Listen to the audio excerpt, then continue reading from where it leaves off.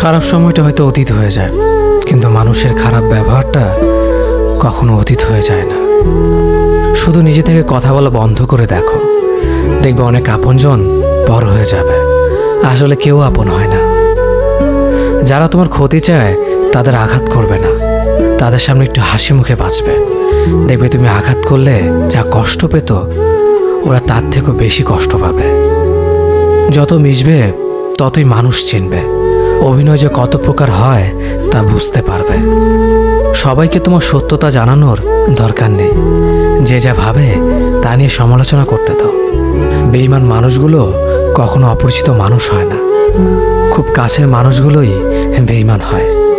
পাতা ঝরার আগে পাতার রং বদলে যায়, আর মানুষ বদলানোর আগে কথা বলার ধরন বদলে যায়। মন কখনো ভাঙে না, যেটা ভাঙে সেটা হলো বিশ্বাস। কেউ যদি তোমার সাথে কথা বলা বন্ধ করে দেয়, তাহলে বুঝে নিও তোমার পিছনে তারা তোমার নিন্দা করা শুরু করে দিয়েছে। ভুল মানুষের কাছে প্রত্যাশা রাখি বলে আমরা দুঃখ পাই বেশি।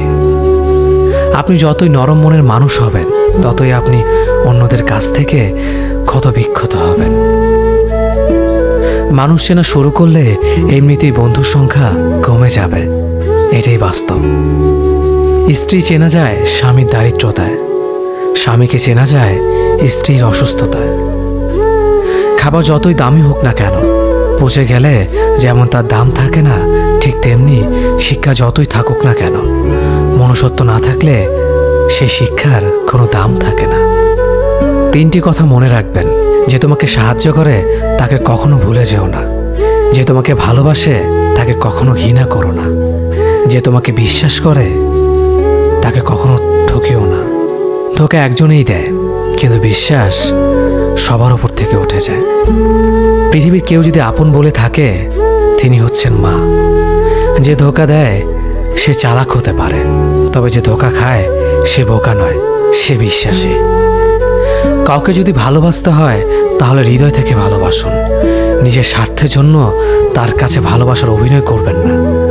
আপনার অভিনয় হয়তো একটি মানুষের জীবনটাই পুরো এলোমেলো করে দিতে পারে। মানুষ চিনতে শুধু মন নয়, সঠিক পরিস্থিতি দরকার হয়। তুমি যখন বিপদে পড়বে, দেখবে